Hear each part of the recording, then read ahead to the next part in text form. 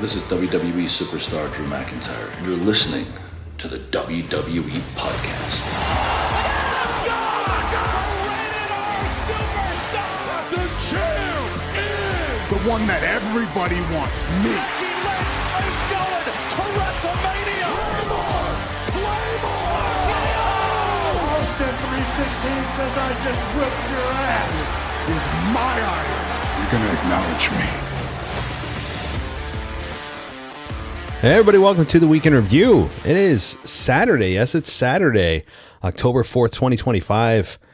I'm doing this to kind of make up for yesterday's missed mailbag, but this is a combination episode where we're going to go over this week, kind of a SmackDown review as well as Amanda was under the weather this week, so I am the sole provider of the SmackDown review. We wish Amanda well, getting better, and she should be back next week. But also we're going to hear from you guys because we have voicemails and emails to get to, and we'll respond to those as well. So, boy, no time to waste here as we have a busy week ahead. We not too much longer until we have our next PLE coming to us very soon with the Crown Jewel event. In fact, next Saturday night in Perth, we get a Crown Jewel event, one that has kind of felt a little bit underwhelming in terms of the build. But if you want to join us here on the show and go ad-free, patreon.com/WWE podcast is the place to go. Of course it is. Or Apple as well. There's a subscribe button, all ad-free. And also, there is an open spot if you're interested in covering NXT or doing the After Dark show for this podcast.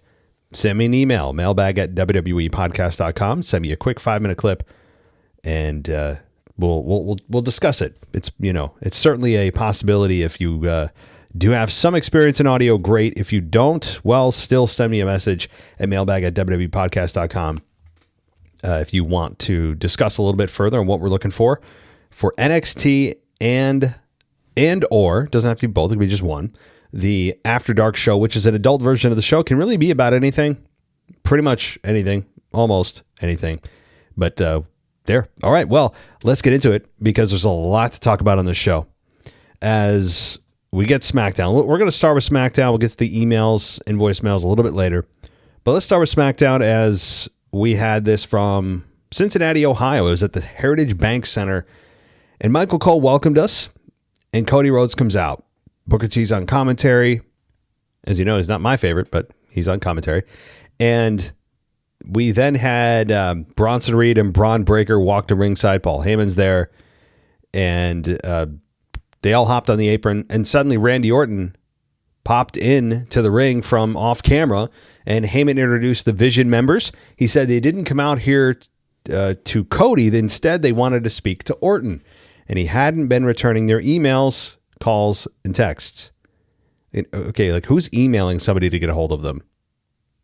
I mean, that's almost as bad as saying, I've been calling your home phone. All right. Well, Heyman said he knew Orton would show up if they cornered Cody, and that was a spoiler, not a prediction. And he said it was also a spoiler to say that Rhodes and Orton would lose later tonight and attempt to just kind of sow some division between them. And Heyman said, when they lose later, Orton won't be able to help but think he could have been a better champion, or could be a better champion, and is also wondering where Cody was when he needed him. He then said their partnership couldn't last, and that wasn't a prediction, it's a prophecy. So that's good. Good stuff here from the very well-spoken, manipulative Paul Heyman, who is trying to sow division between Rhodes and Orton that we all know at some point Orton's going to drop the RKO. I hope it happens. It's a match that needs to happen. Neither one of them are going to presumably face John Cena in his final match or two. So would it not be a good idea to have Orton strike? Or would you rather do it when the people aren't talking about it and expect it? Probably a better time. You could even make that a WrestleMania match, Orton versus Rhodes for the WWE Championship. You could. You certainly could. Randy Orton's got several years ahead of him. Definitely more behind than in front, but he could be a champion for a significant period of time. He hasn't lost a single step. He looks like $1 million.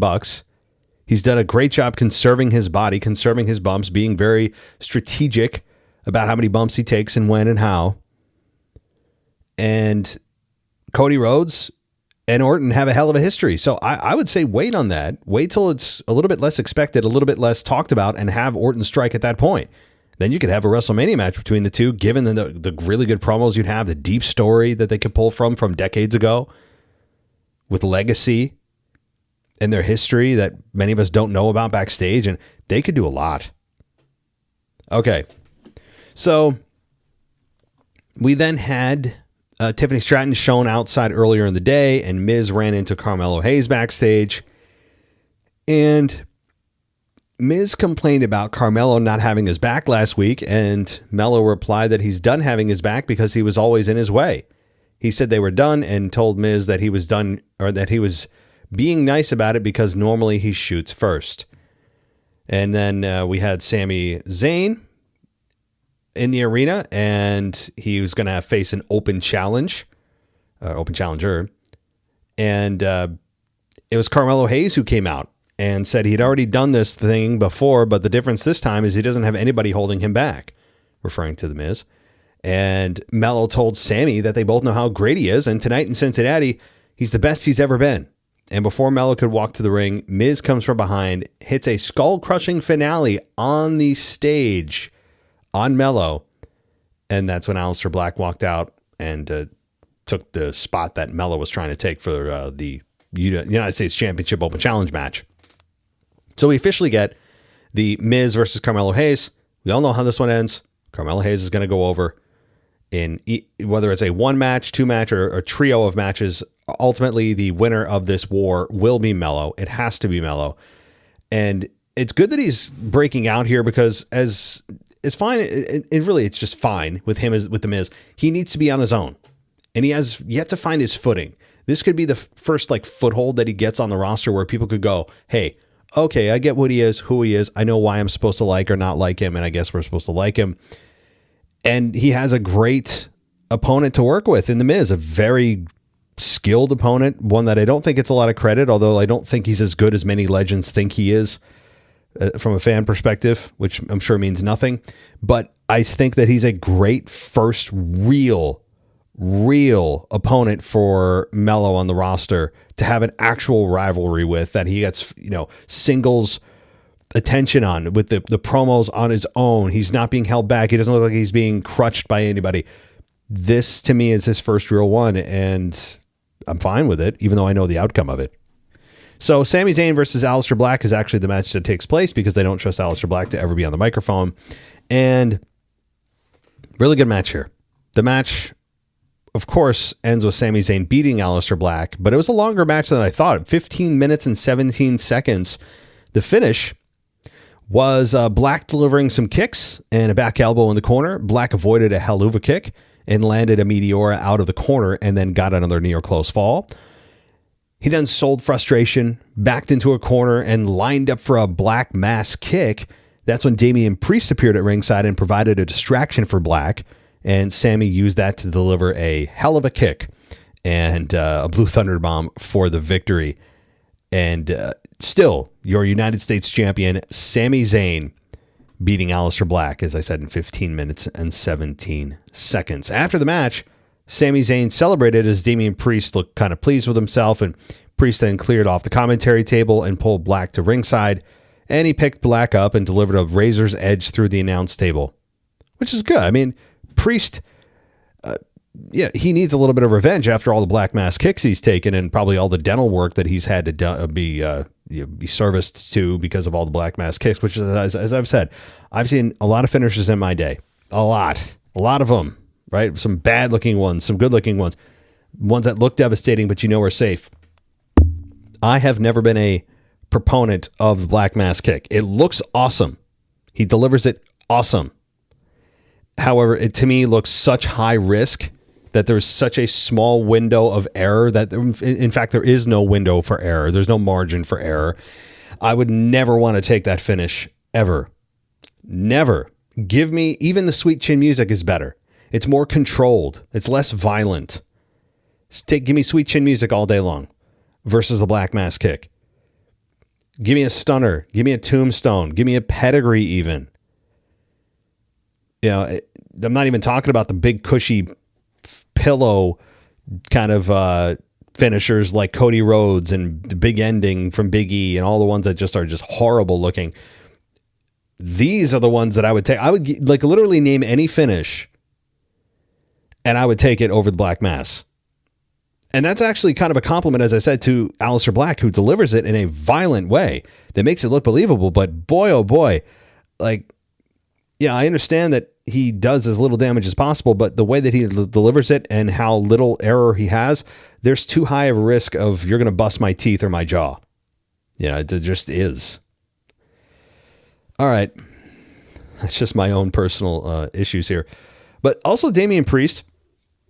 I know he's messing around with Kit Wilson and all that in the back too, and he's pushing him around in a wheelchair. And it was good to see Kit Wilson doing something. And they're talking about masculinity. That happened a little bit later in the show. Of course, you know, Kit Wilson trying to make himself the kind of face of masculinity, which is part of the joke. He's of course not. But Damian Priest has been, since the Terror Twins and the breakup from the Judgment Day and all the rest, Damian Priest and really the Drew McIntyre feud, ever since then, Priest has been doing pretty much nothing. And it's not to say that Aleister Black is nothing. He's not nothing. But compared to where Priest was, he was world champion for God's sakes and did a great job as world champion, overachieved as world champion, held the belt longer than most people thought he ever could as world champion. And then he becomes kind of this mid to upper mid card guy that has lost a lot of momentum. And that's the nature of the business. I get it. It happens. You can't have the same guys on top all the time. But Damian Priest is kind of being humbled a little bit here with some programs that aren't as high profile. All right. We then have Sol Ruca and Zarya versus Chelsea Green and Alba Fire. Quick match here. Kind of too quick. 3 minutes and 40 seconds with Sol Ruca and Zarya beating Chelsea Green and Alba Fire. The finish here was Green covering Ruca after a seated lariat, and then Zarya pulled fire from the apron and sent her into the barricade. Green attempted an unpretty her, but Ruca avoided it and landed a soul snatcher for the win.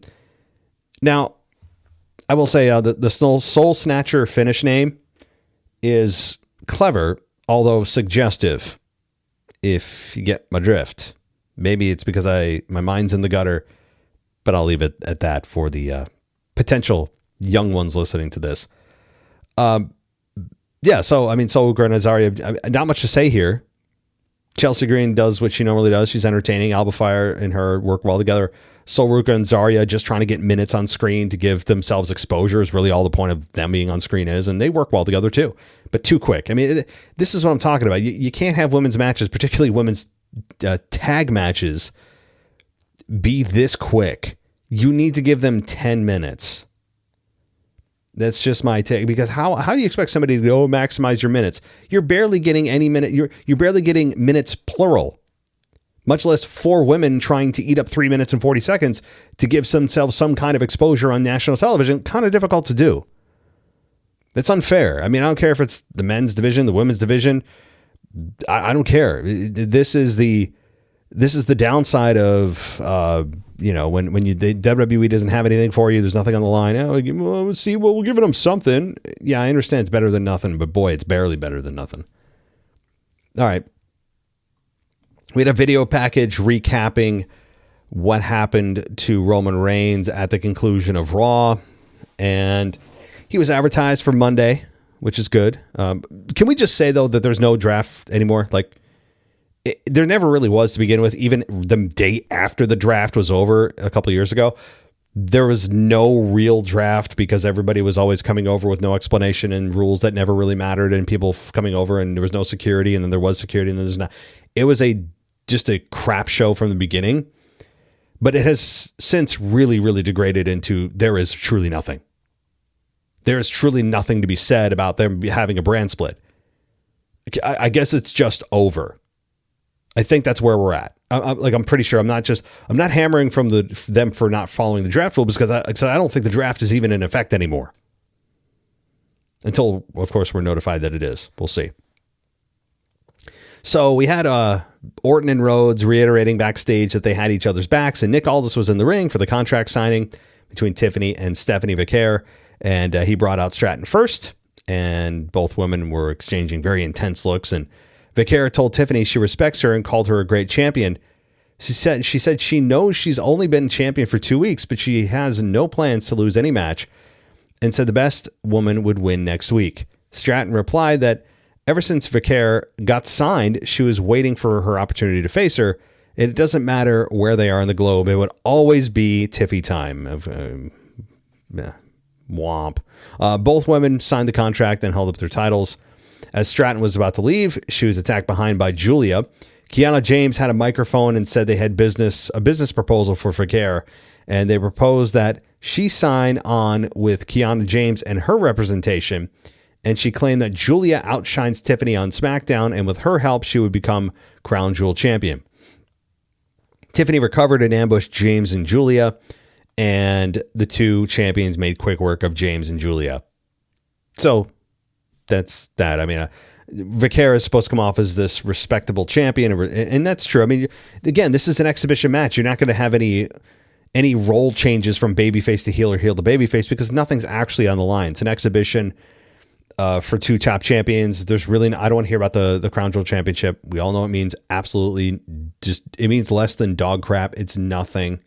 We understand that. We're going to be sold otherwise. Nobody's buying it, but fine. It appeals to whatever the Crown Jewel princes and government want WWE to promote here. Fine. Okay, whatever. In reality, no one believes anything's on the line here. It's all nonsense. But we're looking forward to an actual good match between these two. And you have two young women, both champion, both still trying to find their way. Stephanie Vicaire is not good on the microphone. We know that, not just because of her language barrier, but because even when she does speak English, it's not confidently. It's very generic. She does most of her talking in the ring, and you can get away with that for a while. You can get away with just kicking ass in the ring and letting that do most of your work on top of your music or your body language. But eventually you're going to have to communicate with the audience on some kind of verbal level to maximize your potential. You know, not that you can't be a successful star, but it maximizes your potential when you're actually able to communicate with the vast majority of people that watch wrestling, which are English speaking customers. That's you and me. Most of us are. And that will forever be their core audience. So until you can communicate with your core audience, it's kind of hard to maximize your connection with them if you can't speak their language. And no, I'm not going to go with the belief that I'm supposed to learn Spanish to understand her. No. She assimilates to our culture. We don't assimilate to hers. She's in our country. Okay. That's how that works. So for those of you out there, oh, you should learn Spanish. No, I don't go to Spain and tell people that, no, you need to learn proper American English in order to communicate with me, right? Like, that's not how this works. Doesn't work anyway. That's not how this works. Okay.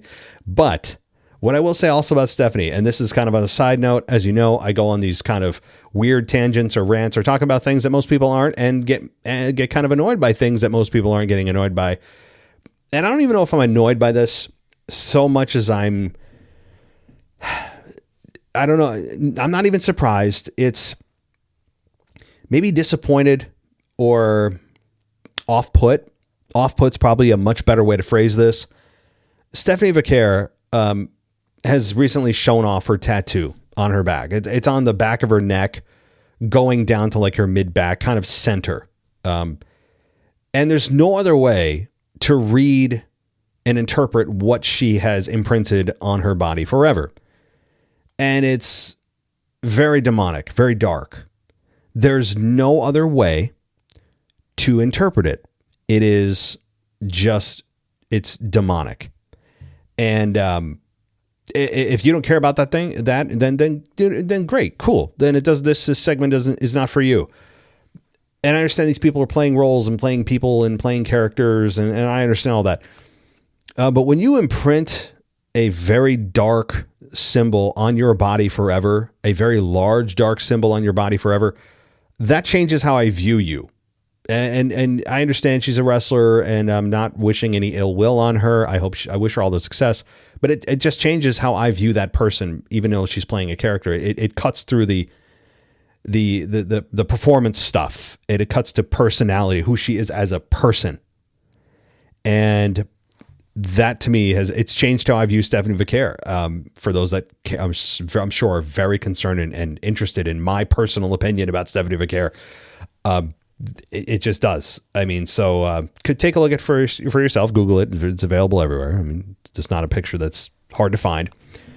So anyway, it kind of also reminds me of Rhea Ripley's tattoos that are also, many of them are very dark, very, it's satanic stuff. No other way to describe it. And it makes me, it's just kind of off-putting for me. Now, I'm not getting into any religious sermon here or theology. That's not my point. But when it's something just overtly dark and evil symbols on you, it's not, you don't joke about that stuff. Like, if you didn't really believe that, you wouldn't imprint it on your body forever, right? When you wear that kind of stuff on your skin and you post those pictures publicly, there is an opportunity for people to respond, and people should respond, because if you're posting something publicly, you open yourself up to criticism, right? Like, this isn't somebody who has leaked your iCloud and gone in and taken personal photos and published them. These are public photos put out by you. So therefore, I have the right to speak on them.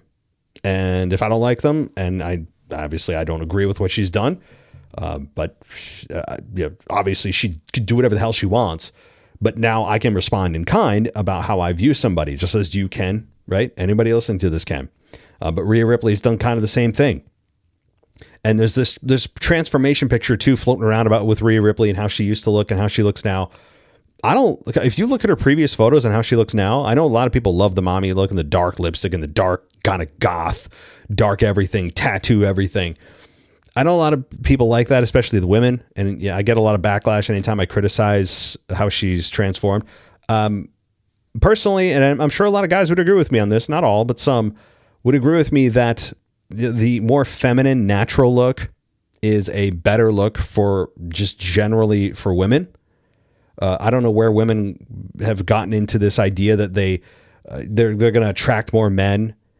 Again, if that's what they've been sold, which a lot of today's culture has sold women, that, just do what you want with your body. If men can't accept you, my men, want a strong, independent boss girl and all that crap, which is of course nonsense. But if you have been buying into what that's been selling, and you're getting tattoos, and well, I don't get it. I don't know why I'm single. Sometimes, not all the time. I'm getting into very dangerous territory here, but it's railroaded me onto a different subject that I'm going to get off in a moment. I promise. And we're going to get back to this week in review. But no wonder I only have a 90% male audience. Not a lot of the women have dropped off, but if you've been sold that bill of goods that, you tattoo yourself up and try to make yourself more masculine, and, you don't need no man and all that stuff, which is what a lot of today's culture tells women. I will tell you, biology always wins, which means men are not attracted to that. Generally speaking, men are generally not attracted to the boss babe who is a CEO or whatever. That doesn't matter to us. And usually the tattoo thing doesn't help. That's what, I don't know where I know where it came from, but I'm not going to get into it. But anyway, back to Stephanie Vaquer. It's not a good look from my personal opinion. That of course means absolutely nothing to her and to the general public. But since I have a platform and this is my show, I get to express my opinion. And I'm sure I'm going to get some feedback on this, which should be fun. It should be a lot of fun. All right. Got to have one of those every show, don't I? If I don't, it wouldn't be this show. Okay, we had Javon Evans and Rey Fenix take on Angel and Berto Los Garzas. The match went 9 minutes and 21 seconds with Javon Evans and Rey Fenix beating Los Garzas. And it ended with Evans getting an OG cutter on Angel, and Fenix followed up with a Mexican muscle buster on Berto and got the victory. After the match, Damian Priest was interviewed by Kathy Kelly. He said Aleister Black's luck had run out and he was the bad luck he had coming for him. That's, of course, what I talked about earlier with Kit Wilson coming up in a wheelchair and Priest challenging Black to a last man standing match next week, which is good. I mean, last man standing matches are fairly rare. They happen maybe once or twice a year, and it's going to be fun. I mean, Priest in a last man standing match with a talent like Aleister Black. Can't be anything but good from a wrestling perspective. It's just a matter of, I think there's not a ton of emotional investment in this. And hopefully this is the final match for these two. And, you do wonder, much like, what's his name? Andrade. Almost forgot his name. Going back to AEW, because they did absolutely nothing with him in WWE, like literally nothing, like at all. You wonder if Aleister Black's going to follow in suit, right? Like you wonder if he's going to do the same thing where they haven't done much with him either. A little bit more than they've done with Andrade, but you do wonder if he's just going to be like, oh, F this, man, I'm out. Like they're not doing anything with me. I'm going back. Possible. I mean, you got to do what you got to do for yourself. What's best for you and best for your family and best for you, whatever you think is best for you. You got to do it. Okay. So we had, let's see. Oh, the Street Profits were asked about being on the same page. They answered that the Wyatt Six can play all the mind games they want, but next week they would fight for each other as well as the tag team championships. And that's when a video played behind them, where they, of course, don't stand and look at the TV like every human being has ever watched TV watches TV. Not sideways, but you got to look sideways so that the hard cam can see you watching the TV instead of the back of your head. It's always been weird for me when they do that. Anybody that's ever been on WWE television backstage always watches TV like sideways. And I understand it's just a production ick for me. But anyway, the video played and they said their house is burning all around them. The Wyatts, that is, and they would be nothing more than piles of ashes when they were done. And we also had Stephanie Vaquer and Kiana James, and I'm sorry, Stephanie Vaquer will face Kiana James and Julia next week on SmackDown, along with Priest and Black in the last minute standing match. So something from the Wyatts, that's good. And I'm not being facetious. I mean, that's actually something. Like we got some commentary from from Joe Gacy and Nikki Cross. You know, we heard them speak. That was good. Eric Rowan kind of taking the leadership here. I mean, it's something. It wasn't anything magical. It was very Bray Wyatt-esque. That's what it was. So, Randy Orton and Cody versus The Vision, Braun Breaker and Bronson Reed. The match went 15 minutes and 24 seconds. I know that's a big difference, right? But the finish was Reed quickly recovering after a power slam, and he delivered a jagged edge, and he climbed up to the top rope, but Orton recovered, knocked him down to a seated position. Orton then delivered a big superplex and covered, but Breaker broke up the fall. Cody comes in. He and Breaker spilled to the floor. He and Cody then flew through the barricade when Breaker leapt off the apron with a big knee strike. That was a pretty cool move. And then Heyman gets involved. And he distracted the ref so Seth Rollins could deliver a stomp to Orton. And Reed followed it up with a tsunami and got the victory. After the match, the Vision celebrated in the ring while Heyman chuckled on the outside. Cody got back in the ring, checked on Orton. Reed and Breaker wanted to return to attack Cody, but Rollins insisted he was his. And Rollins gave Heyman a look. He looked at Heyman. It was interesting. Almost as if he was going to attack Heyman or turn on Heyman. But it was quickly squashed. It was more like, no, whatever you're thinking, don't do it. And Rollins was, going to try to stomp Cody, and it turned into a crossroads. And that was it. So, again, we're looking forward. I mean, I think from a pure wrestling perspective, Cody Rhodes versus Seth Rollins is going to be a fun, really good wrestling match. And we're reminded constantly of the 3-0 record against Seth Rollins, an undefeated streak going on by Cody against Rollins, which I think will be broken. Early spoiler here, I think, early prediction. I mean, they keep hammering that, and I think it certainly is going to be something that they try to build up Rollins with, because also don't forget, nothing's on the line here for Cody. He can take the L. Seth needs the L. Cody doesn't need it, and Cody gets no loss from this. He's already got a meaningless crown jewel ring from last year, which again was a championship. I don't know if they're bringing back the actual imaginary championship, but they might. But Cody loses nothing from this. Nothing. Absolutely nothing. And you could actually have Randy Orton turn on Cody in this match. It's possible. If you want to really turn Randy Orton back to heel, which he's very good at, you could do it here. Again, unless you want to wait till a bigger stage. So overall, a good SmackDown. I thought a good SmackDown. One that is, wasn't super star-studded, but one that I think it was a above average to average show. As far as Raw goes, before we get to the emails and voicemail or two, some highlights here. We got Dominic Mysterio taking on Rusev for the Intercontinental title, if you remember, where Dom beats Rusev to retain the title, and Dom's now over. Dom, I think, is officially a babyface. I dropped that on Tuesday, which is no secret. I'm not giving you guys any breaking news here. It's just an observation that everyone saw at the same time. Dom is a babyface. Giving his best Eddie Guerrero impersonation is going to help him in a big way. I think it will continue to be his MO. He's going to continue to do this to retain the title, and it's going to be fun to see the more creative ways and fun ways and kind of slimy ways that he's able to do it that is actually going to be endearing.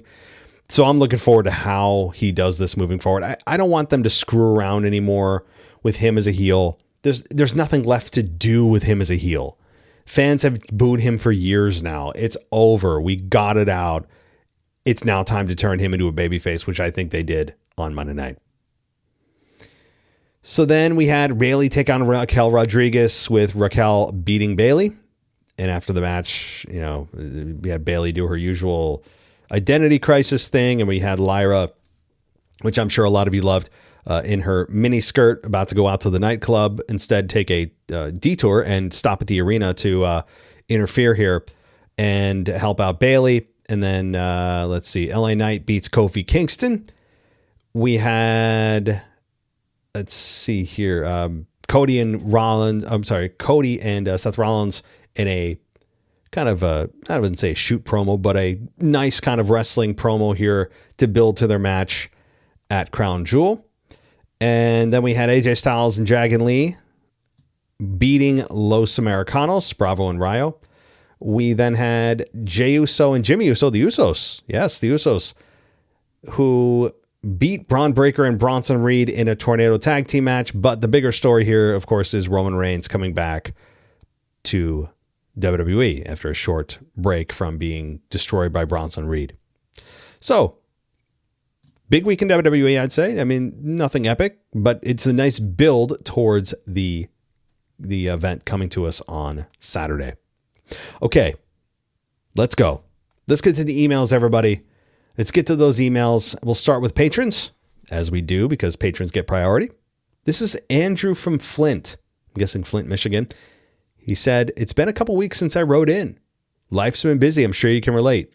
Yeah, certainly. I think I can. I don't want to be an individual claiming WWE sucks right now. I can't help but feel the product is a chore to get through. Here are a couple of complaints that's been in my mind the last couple of weeks. Number one, I'm extremely liberal. With that being said, I can't get behind the constant pandering to that side in every show. AJ Lee getting the fans to chant therapy was awful. The women on the male violence that can't be returned is a joke. I agree with you so much that it literally makes me want to turn away from the product. Side note, yes, I can be liberal and enjoy your show. We're allowed to have different opinions, and I appreciate you never hiding your true feelings to pander to your audience. See, Andrew, you're a rare breed, my friend. Maybe you've already expressed this in past emails. I can't remember. I'm sure. Yeah, I mean, we are clearly on opposite sides when it comes to everything outside of wrestling. We love wrestling. We share a love of wrestling. And it's amazing that people who may have shared passions in life, maybe family members or good friends, who decide that because their other beliefs don't line up with that person, then if it doesn't match, they don't want anything to do with that person. They don't want to talk to that person. Well, somebody I knew that recently was assassinated has said something that is, and I think should be etched somewhere in stone and placed on every university, that when people stop talking, violence starts. So when people stop talking, that's when that's when problems start. I'm paraphrasing because I don't know exactly how it was said. I have to listen to it again. But conversation, when you kind of are able to talk to the other side, even if you don't agree and you're not convincing the other person to join you, it's just a matter of seeing where people stand. Conversation can be a big a really useful tool. And unfortunately today, we've been told really on both sides that if you don't align with the political beliefs of this side or that side, then the other side is, the other side is dehumanized. And that's unfortunate. So Andrew, crazy, right? We can still talk. You and I are certainly, I mean, yeah, we probably don't agree on anything else, but that's okay. We love wrestling and that's fine. But the liberal stuff, the therapy stuff with AJ Lee, it was terrible. It's a sign of the times, though. It's a sign of the times. Where therapy is a badge of honor and having a mental illness is a badge of honor. And it just is. I mean, you don't have to be on any side to see that. Tell me there are not people in your life, not just you, Andrew, everybody, that are in therapy. You know people that are in therapy. You may be in therapy yourself. But yet there's more people on antidepressants, more people committing suicide, more people depressed, more people sad than there ever have been. And yet more people are taking medication, more people are going to therapy that we're told are supposed to alleviate these things. So what's the problem here? If it's so effective and everybody should be doing it, everybody should be on antidepressants, everybody should be in therapy, yet more people are sad. What's not working here? If therapy is not the answer and medication's not the answer, which I think medication actually does the opposite, then what's the problem? Well, that's a conversation for not for this show. I have an answer, but it's not this show. But yet we've created this as a badge of honor. That, what's your mental illness? Oh, I have ADHD. I have this. I have that. Oh, really? Oh, cool. I have type 2. Whatever it is. It's shameless is part of it, but okay, I'll stop. The men on women violence I've gone over so many times, I won't do it here again. It's just ridiculous. But number 2, the storytelling has not been consistent. The Cena heel turn failed miserably when it became clear The Rock would not be available and there were no clear follow-up. And to add to that, there were no real plans to make Jey Uso look like a competent world champion after WrestleMania. The Wyatt Sucks have been awful after their initial TV appearance, and the New Day heel turn resulted in losing the tag titles in an episode of Raw. Those are just to name a few. That's called, my friend, listen, Andrew, that's called having no real plan. That's what that is. These ideas come up in their creative production meetings, whether they're in person or Zoom or wherever they're doing them. And there's an idea that is intriguing that Triple H and company are, gravitating to and they see potential in. And yet they don't bother to answer the question, well, okay, well, what are we doing this for? What's the means to an end? Where are we going with it? It sounds very much like a Vince McMahon answer of, well, I don't know, pal. We'll figure it out as we go. No. Wrong. You don't have to have every micro step planned out, but if you're going to do something big like that, like a heel turn for a faction that hasn't been heel in 10 years, the New Day, like The Rock turning John Cena heel, who hasn't been heel in 20 years. What's the plan for that? Oh, no, The Rock will turn him heel and then leave. Like this is the problem. You do these fantastical things that have a lot of potential, these attention grabbing things, this social media explosions, and then you just walk away. You light a fire and then walk away. There's no follow through. It doesn't seem like there's an actual ending. No real cohesive, logical plan. You can't fly by the seat of your pants with these kinds of stories. You can do that with some stuff. Not everything. I agree that you don't have to have a complete picture. You can kind of feel it out as you go. Not with this stuff. This is too high profile. You don't do this with top tier stuff. And yet they've done it. I truly believe, and I know we all look at the John Cena heel turn as a failure. And in many ways, I think it was. In other ways, I think it made us appreciate John Cena being a babyface, and having him turn back babyface was fun because we all appreciate the character he's been. And had he just been a babyface this whole time, it kind of would have been a little bit redundant. So there is that to be thankful for. But if The Rock stuck around, even on a semi-regular basis, to give us an explanation and have us follow through and have John talked about why he took the direction from The Rock and what changed and what conversations took place backstage and all the rest, and have The Rock there like maybe even once a month to kind of check in and help John Cena win or whatever, or manipulate the matches he was in John's favor, and then give us... Then I think we'd be looking at this John Cena heel turn as a little bit more of a successful run.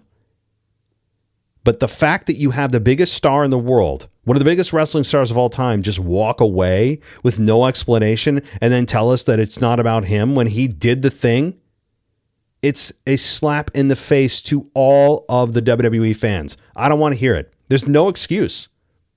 And if you didn't plan on being around and you didn't actually want it to be about you, then get the F out, to coin a term from 20 years ago when they dropped the WWF part of their name.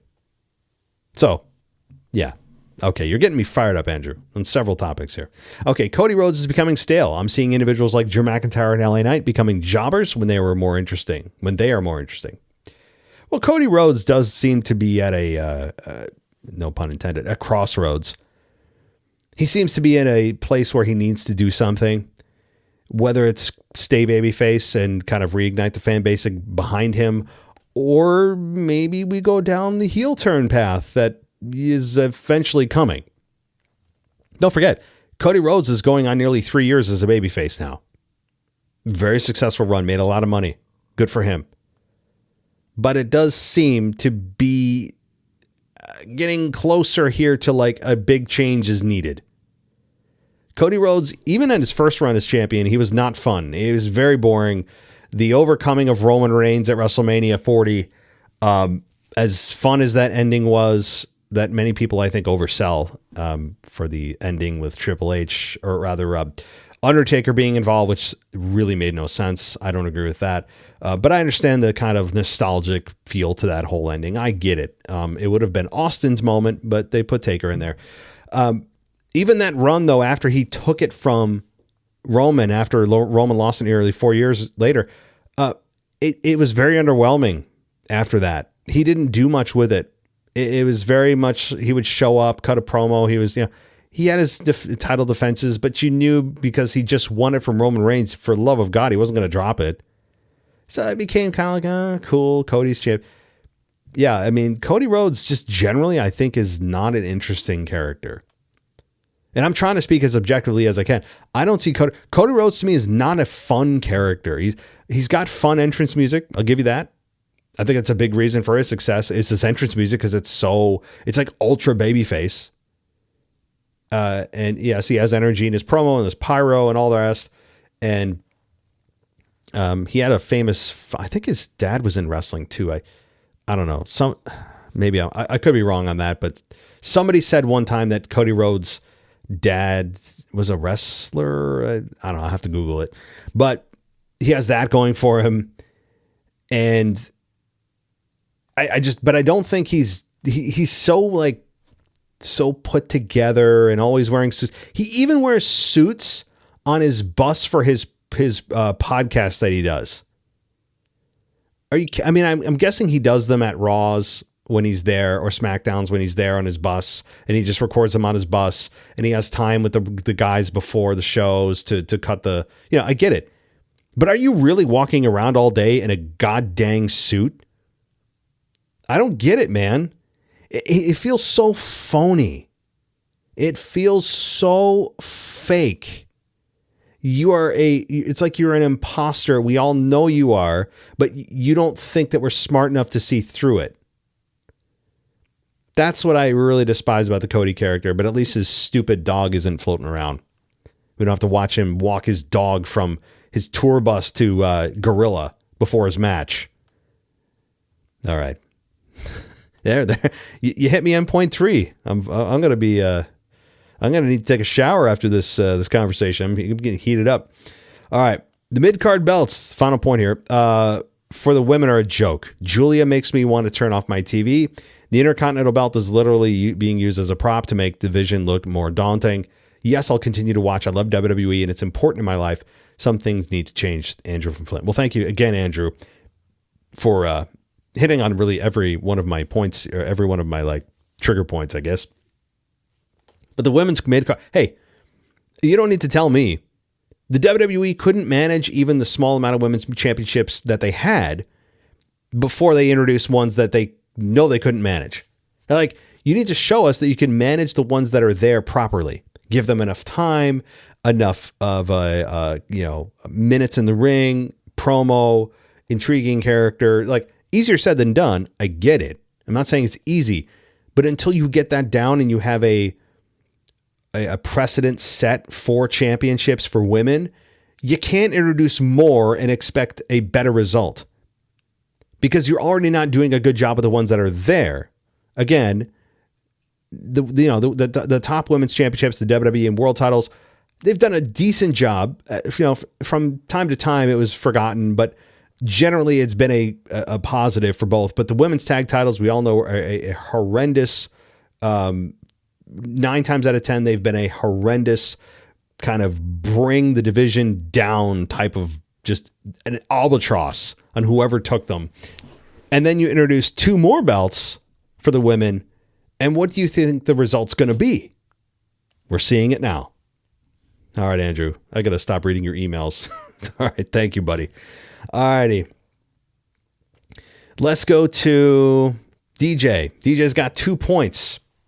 And he says, the Sami Zayn U.S. title open challenges have been fun to watch on SmackDown, especially last week where I got to see NXT's Javon Evans make his SmackDown debut against Sami. It would be interesting to see if WWE continues to have wrestlers from NXT and maybe even TNA and AAA be featured as opponents for Sami on SmackDown in the upcoming weeks. Yeah. I mean, it's a perfect platform for it. It's a great idea. Yes. That's exactly what the purpose of that should be. Now, you can have some talent come in occasionally that we all know. It's established talent, but it should be for up-and-coming talents. It's exactly what the purpose of it should be, and that's what was really part of what made the first run of the Open Challenge, the OG run of the Open Challenge, U.S. title Open Challenge with John Cena. What made that very successful is that it was helping bring new stars, give them some time in the ring against somebody like John Cena for a title. There's really something to be said for that John Cena did really help out some of the younger talent. I remember even Kevin Owens coming out and being one of John Cena's first opponents.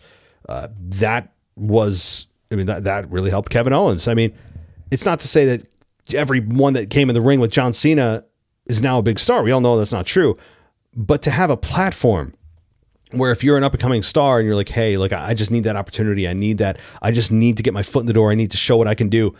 It's a perfect time to do it against somebody that you know can wrestle his ass off in Sami Zayn. There's no better person to put in the ring for a platform like that than Sami. This should be something that continues for several months. 2, the last thing I would say about WrestlePalooza, because I didn't get a chance to say it last week on the mailbag, was that it looked like the PLE was quickly put together in literally less than 2 weeks and did not live up to the expectations of most fans. Not to yet again sound like a repeated scratched record, but in my opinion, less PLEs, especially within the month time frame, is better than having one literally almost every week. A PLE is to 1, progress a storyline, 2, end a storyline, or 3, create a new shocking storyline via a, quote, shocking development. With these PLEs occurring so close together in a matter of weeks, sometimes the payoff of a story doesn't feel that special because there's so many. Hopefully that makes sense. Yes, DJ, and you have a good weekend as well. We'll get to your Joe Hendry report in just a few moments. But that's the downside. But see, WWE doesn't give a damn. They don't care. They don't care that fans like us, you and I, are complaining that there's too many PLEs. Why? Because they will gladly trade this criticism and negative feedback for cash.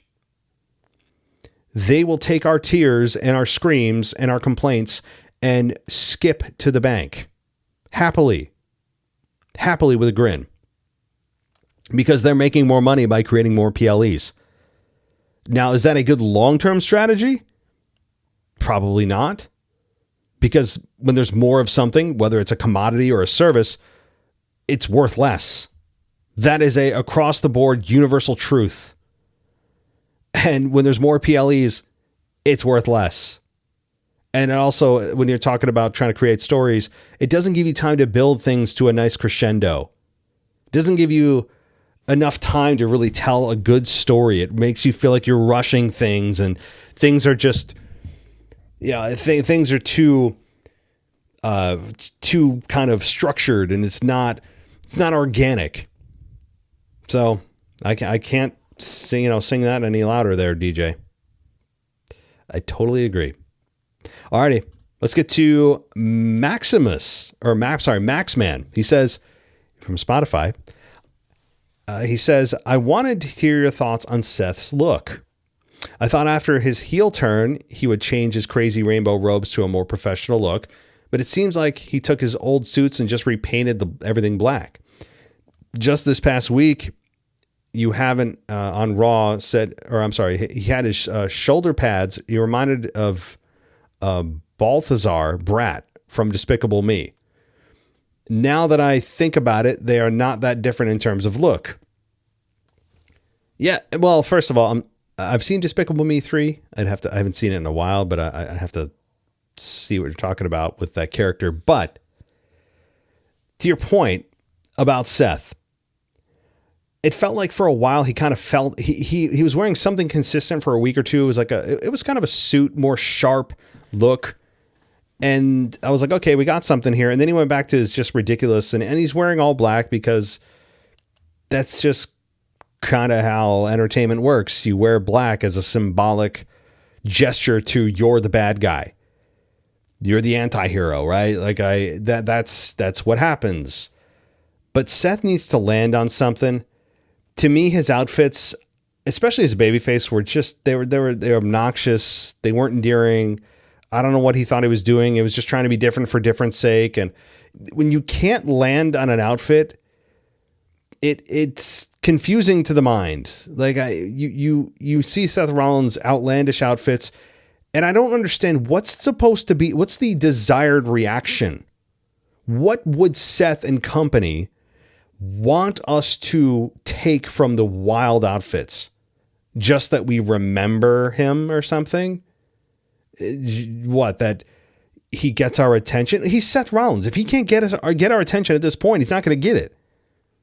Seth has done enough in his career to get our attention because he's Seth Rollins. He shouldn't have to rely on this superficial, coating of himself to try to get our attention with red inflatable pants and sunglasses that look like Elton John designed them in a fever dream, and like all this crap. It's distracting and it's annoying. Even as a babyface, like, why would you want that? Now as a heel, he's still kind of wearing it, but yeah, it's generally a trending black type of vibe. But he needs to land on something, man. I don't understand the benefit of him doing this outside of just maybe he finds it personally, I don't know, a joy to do for his own like fetish or something. I don't know. I've never seen this where he has these outfits that he gets every week that I shake my head. I go, that this is annoying to look at. I don't like it. And again, that's not as a heel. 98% of the time it's been as a babyface, which should not be the reaction. So yeah. All right. Dom and Finn need to start getting into it soon. This storyline has taken over a year to burn, and it needs to get somewhere before it runs cold. Even if they're waiting for Liv to come back, they need to end it soon. That's all for me. Hope all's well. Take care. Thank you, Maxman. Thank you from Spotify. Thank you for listening over there. And yeah, I've been waiting for it. You've been waiting for it. The world's been waiting for it. I don't know what they're waiting for to pull the trigger. Maybe they don't want to break up the Judgment Day officially yet, even though that group is kind of unofficially dead. If it is for a Liv return, I would still argue you don't need the Judgment Day to be together to continue the storyline with Liv and Dom and all the rest. You could still have Liv just return. The fact that you're trying to keep the half-breathing corpse of the Judgment Day alive for Liv's return I don't think it's worth the squeeze here. You just have Liv return and do what she does because she's awesome. And she has revived her career completely over the last 2 years. So yeah, I don't know. I would agree though. Let's just get to Dom and Finn. For the love of God, now's the time, because now I think actually they're really going to do it, because you have presumably Dom truly as a babyface now. All right. Let's go to one more email. And this is Darius. And he says, just want to say I've been loving the podcast for a long time, but let's get to my complaints now. That's my kind of man. Jey Uso and Cody Rhodes are literally the two most boring baby faces in the company, so we need to see a heel turn. Jey has been acting heelish lately, for example, spearing LA Knight. Cody Rhodes is so boring, and ever since he's returned, he hasn't changed. If we're going to see a Cody turn, it needs to be when no one expects it. If we're going to see a Jey Uso heel turn, it can't be against Roman or Jimmy, because we've gone that road so many times. Yeah, I mean, you're not going to get a rebuttal from me on that. I would argue that Cody's would be a better heel than Jey, although Jey as a heel was fun. I don't know where you go with Jey, because I think it's more likely that Cody turns before Jey at this very moment, because Jey is now aligned with Roman. And as you said, and I've said, you're not going to have Jey turn on Jimmy or Roman. Makes no sense. It would be a horrendous move by WWE to do that. It would be outright rejected by almost everybody, because we've all been there, done that. So no, you can't turn Jey right now. Cody, I just went over it, 15 minutes ago, needs a kick in the ass with his character. He needs to, and again, a heel turn is everybody's initial knee-jerk reaction. Oh, well, it's boring. Turn him heel. It's like, well, before we do that, let's think of the implications of that. He's our undisputed champion. What about the Royal Rumble? What about War Games? What about, you got to think about these things. We don't just turn him heel because you and I are bored with him.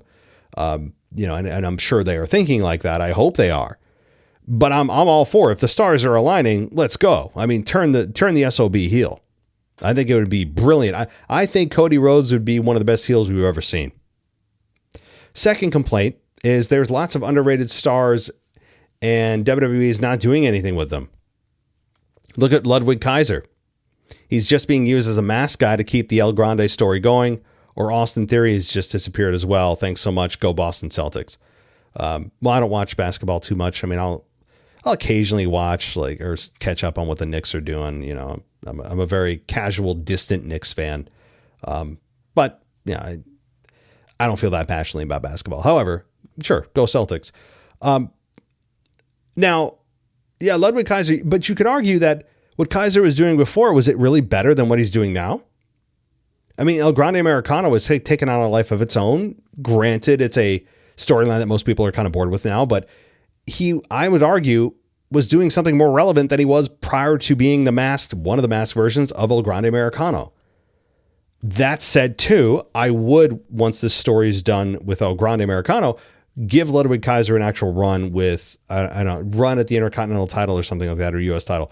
Have him do something of relevance. I would agree. There's more to Kaiser than we've seen. And we saw that with Gunther and with, when they were together and, he was slapping around Kaiser and Kaiser was losing. And you're thinking, okay, here we go. It's going to be Kaiser's moment. And we never quite got it. But I agree. Okay, let's go. I think we have one more voicemail. I think we have a voicemail here. I don't know if we have any more voicemails. I'll have to check the other box here. And I'll check we use Google Voice here, by the way. And if you want to call, for those that are interested in calling in, you can call us and leave us a voicemail. It's 518-952-0247. That's 518-952-0247. You call, leave a voicemail. It's not my personal number. It doesn't get forwarded to my personal number. It's a Google Voice that automatically takes your voicemail and records it up to 3 minutes. So there. Okay. I'm not going to answer and be like, hey, who's this? Kind of weird. So, all right, let's get to the one voicemail we got. I believe it's DJ Kuzmo, and we'll wrap the show up. Here we go. This is DJ Kuzmo back at it again on your Mailbag Show. Record you live on a Wednesday morning, and you know what time it is. It's time to say his name and he appears. I believe in Joe Hendry. I believe in Joe Hendry. That's right, folks. Joe Hendry is his name as I take you to my 64th episode of The Jones Report. And like always, coming to you live from an undisclosed location. Before we begin, I must say that I am back in the saddle After being away for a couple of days, I was in the hospital. I wasn't feeling good, but it was just a moment of that time for me to kind of take a break, recuperate, recover, and get back to what I love to do, and that is doing these Joe Hendry reports. So I want to appreciate anybody that was listening, and I appreciate those that have supported me. Thank you, Matt, for your kind words. But I'm back, and let's get to the Joe Hendry report. But before we get to the Joe Hendry report, just like how last week life just threw a curveball at me, I want to talk about a little bit about some Mets baseball. That's right, folks.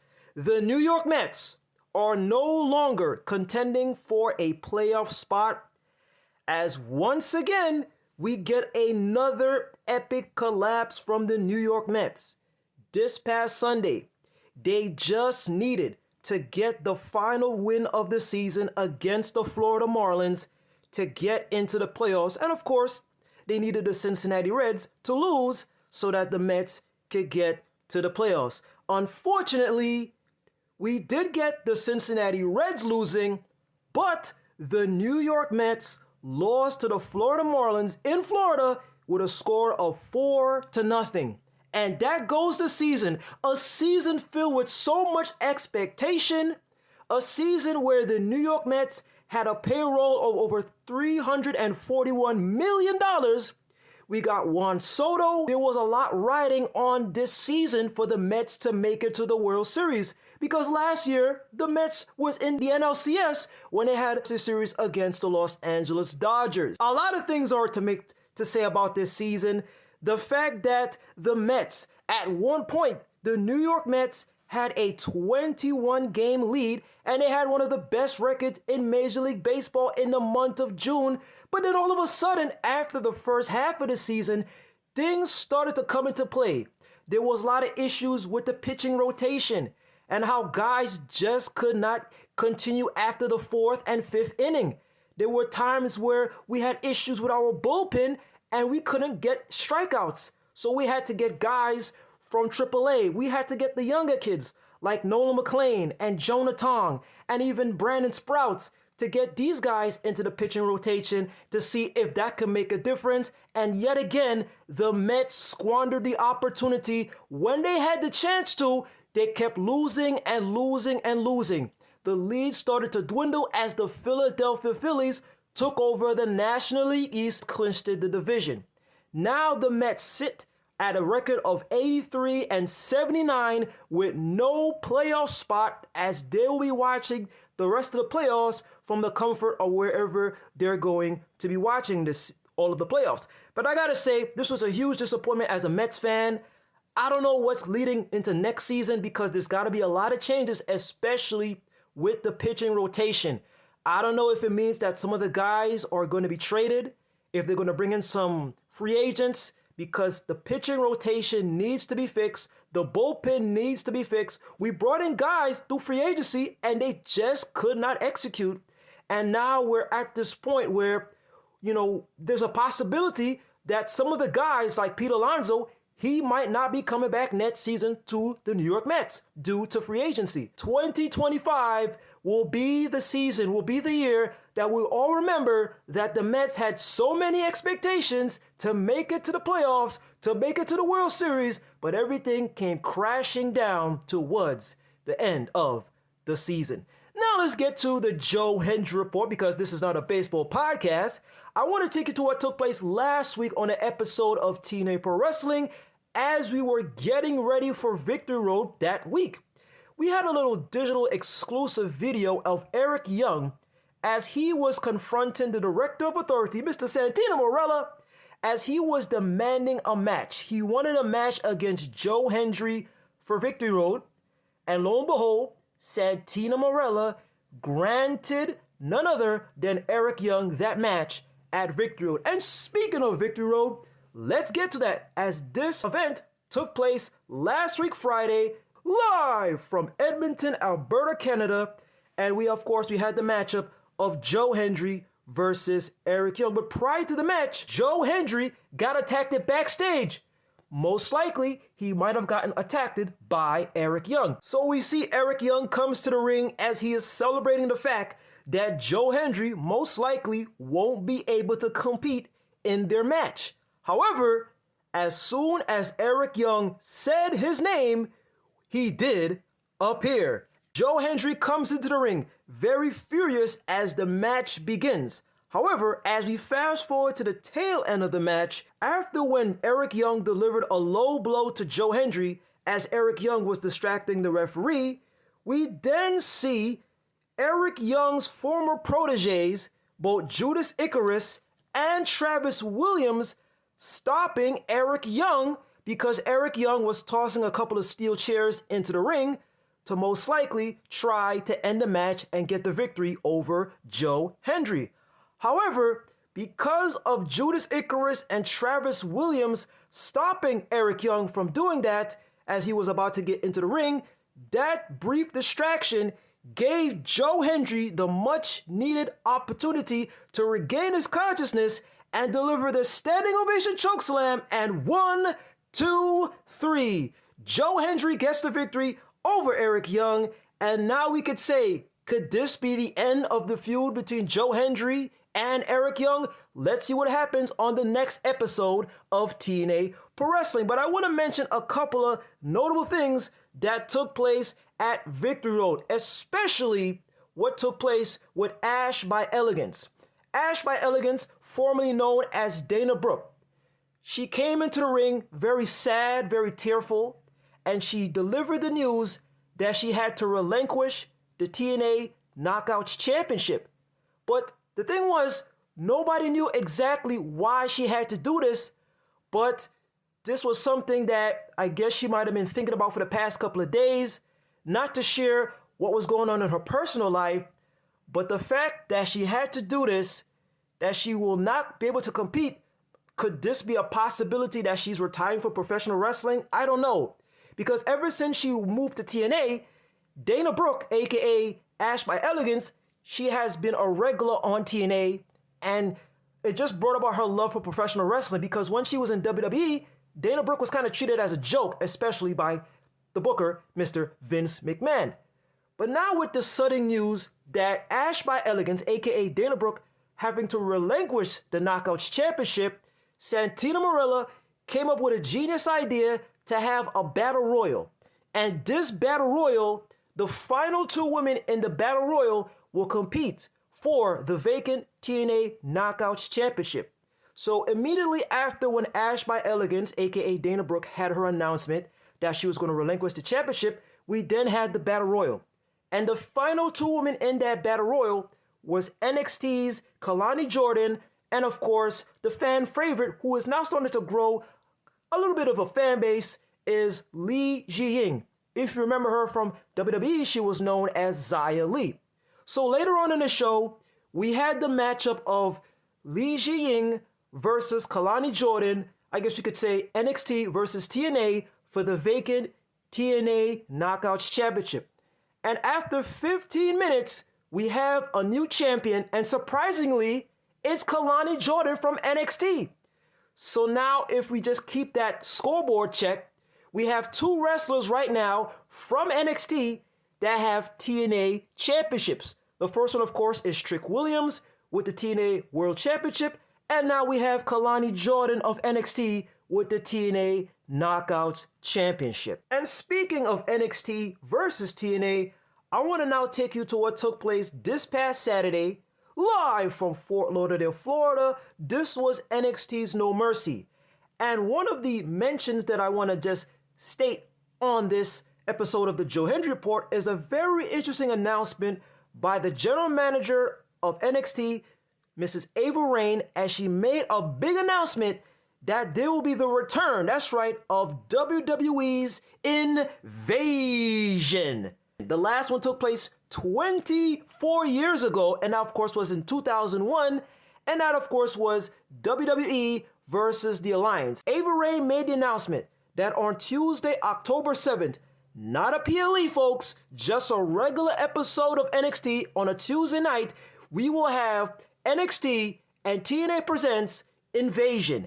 And this show we'll have a couple of matchups. Most likely, we'll have 2 Survivor Series eliminating matchups. One for the men and one for the women. We will also have, for the first time ever, a winners take all match for both the NXT Tag Team Championships and the TNA Tag Team Championships. Of course, right now the NXT Tag Team Champions are Dark State, and the TNA Tag Team Champions are the Hardy Boys of Matt Hardy and Jeff Hardy. We will have these matches on October 7th, Tuesday, October 7th, literally next week, Tuesday night, on NXT on the CW. I don't understand why this is not a PLE, but this is going to be a groundbreaking collaboration, as once again, NXT and TNA are doing great things with their back and forth on NXT and on TNA. The last thing I want to mention is that we have a new NXT champion, and that is Ricky Saints. Ricky Saints defeated Oba Femi to become the new NXT champion. And let's get back to Joe Hendry. And most importantly, keep this in mind, that if you just say his name, he will just randomly appear. And he appeared last night on NXT. We get a backstage segment of Jordynne Grace and the newly crowned TNA Knockouts champion, Kalani Jordan, as Jordynne Grace is congratulating Kalani Jordan of this new accomplishment that she is now the new Knockouts champion for TNA. But then Kalani tells Jordan she's not too sure as to where she and Joe align with, whether it's NXT or TNA. But then Jordynne Grace says, "You mean Joe Hendry?" And as soon as she said his name, he randomly appeared from behind the door, and Joe tells Kalani, "What do you mean you're not sure?"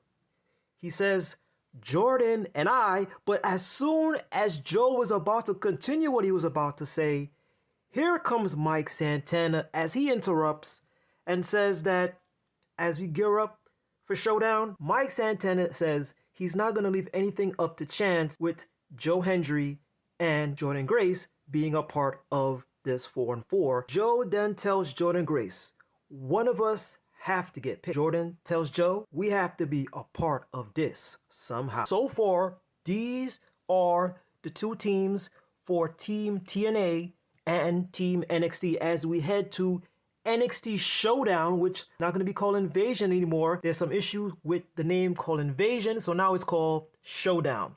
So Showdown will be happening this coming Tuesday night on October 7th on the CW, and these are the teams. So we have the women's TNA team, which consists of the captain Kalani Jordan, followed by Jessie McKay and Cassie Lee of the Inspiration, formerly known as the Iconics, and the 4th member to the women's TNA team is Mara Sade, formerly known as Jakara Jackson.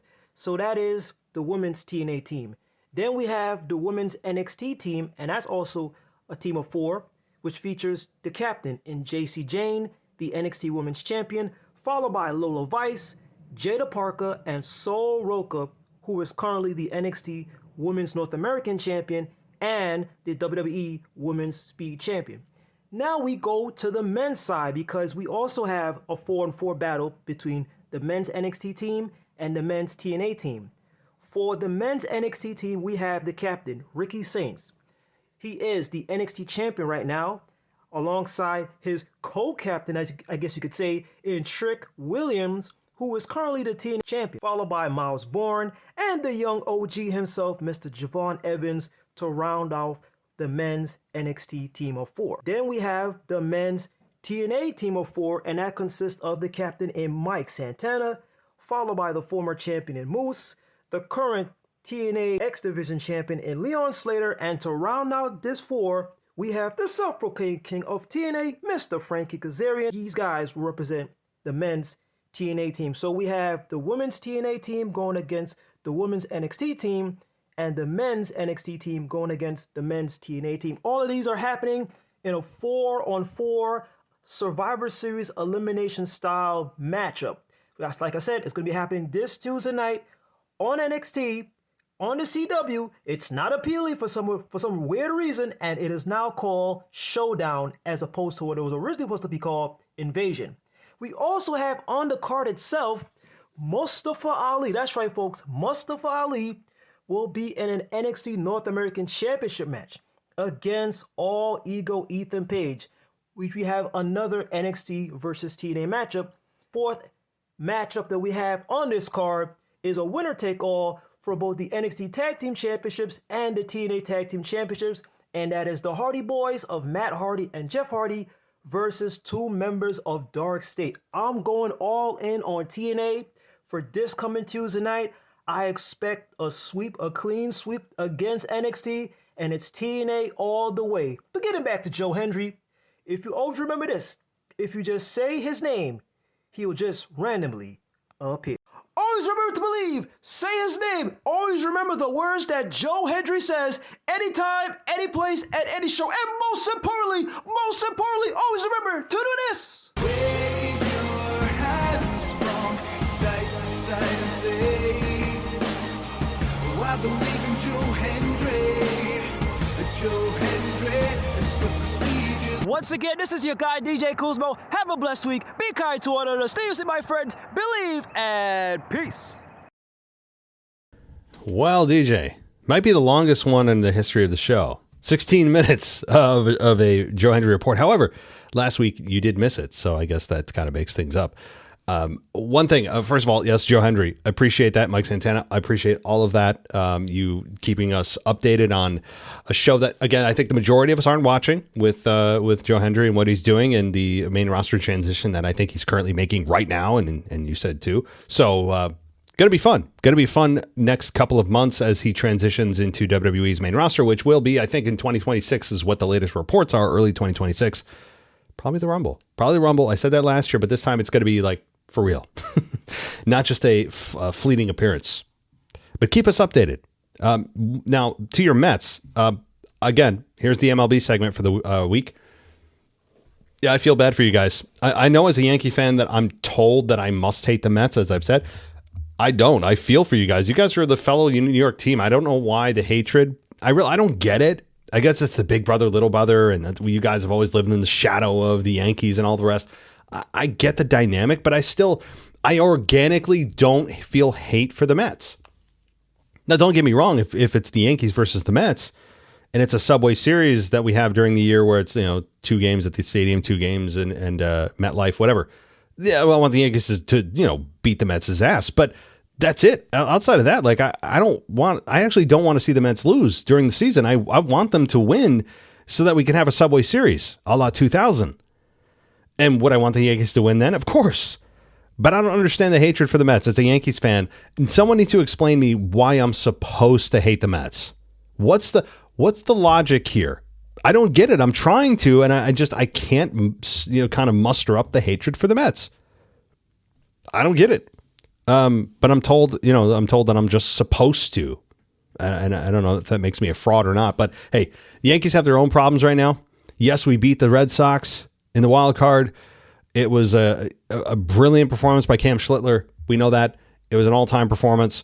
Is he going to duplicate that in Game 4 of the ALDS if we get to Game 4? Probably not. It's probably going to be, it's kind of a typical quality start is what I'd imagine from Cam Schlittler in Game 4 if we get that far, as I said. And maybe 3 runs, 6 innings. If he does that, great. But Toronto's a good offensive team. They already whooped our ass 10-1 tonight. We'll see what happens tomorrow night as the series goes on. If the Yankees win tomorrow night, I think they're in decent shape because the pitching matchups are favoring the Yankees. We might be able to, if we win tomorrow night, we could even close the whole thing out at Yankee Stadium. We can close the whole thing out. We won't have to go back to Toronto if we go to Game 4 and win it there, and Game 3, of course, as well. So a lot of work to be done yet. I mean, we haven't won a game in the ALDS yet. But short series, 5 games is a short series, and you can't afford really more than one kind of fluke loss here. And I don't think it's a fluke loss. I mean, our bullpen imploded. Our starting pitching was underwhelming, but it got Toronto to what? It was a 6th inning, and then they just destroyed our bullpen, which our bullpen sucks. Our bullpen is dog. It's a dog. You know what? Weaver cannot play the rest of the ALDS. You might bring him back in the ALCS unless there's a dire need to have a relief pitcher and everybody else is gassed. You can't bring in Weaver. You can't do it. Okay? He hasn't recorded an out at all in his 2 appearances. You can't do it. Keep him out until the ALCS if we get that far. But his season, as of this moment, is done. You can't do it. So, yeah, I mean, we got Freed tomorrow night, which I think will be good. All right. Rodon in game 3 and Schlittler in game 4 if we get to game 4. But, I mean, again, Yankees need to win tomorrow night. That's step 1. And then I think we might be able to close it out in game 3 and 4. But, hey, who knows? We could get our asses swept. I mean, that's very possible, too. Toronto's a good team. They're a good team. Are the Yankees better? When the Yankees are at their best, I think they're better than Toronto's best. But Yankees have been so damn inconsistent all year. Up and down and down and up and down for 40 games, and then they come back and destroy the bad teams at the end of the year to bolster their record, which is the only reason that they nearly won the American League by literally a tiebreaker. They lost it is because they had a insanely easy schedule for the back half of their season, especially particularly the last 3 weeks where they faced just the dregs of the MLB, and they beat the hell out of them, bolstered their record. And I think people got skewed about how good the Yankees are because when you're playing bad teams, you think you're better than you probably are. And then all of a sudden you get to the playoffs and you're obviously going to be playing the best teams. And look what's happening. I mean, yes, again, we beat the Red Sox mainly due to Schlittler's gem of an all-time great performance. But now we're getting into the real playoffs. Like, I don't consider, I understand that, yes, definitionally, the wild card is the playoffs. It is part of the playoffs. But to me, the playoffs don't really, that's like the door to get into the real playoffs, which is starting with the NLDS and ALDS. That's to me when you really start the playoffs, because those teams are the ones that won the division. Now you're getting into the real, the people that didn't backdoor themselves into the playoffs, the people that actually, again, won their divisions. And the real stuff starts then, and that's what we're seeing right now with Toronto. And if they continue to beat, I wouldn't be surprised if we got swept in the LDS. I wouldn't. I hope we don't. But they've got the team to do it. The offensive team. Here's another thing. I'm sorry, guys, to make this so long about the MLB, but the playoffs, when they come around once a year, I have some opinions on it. And I apologize. I know it's a wrestling show, but this is the last thing I'll say, and we'll close the show out if you haven't already done so already.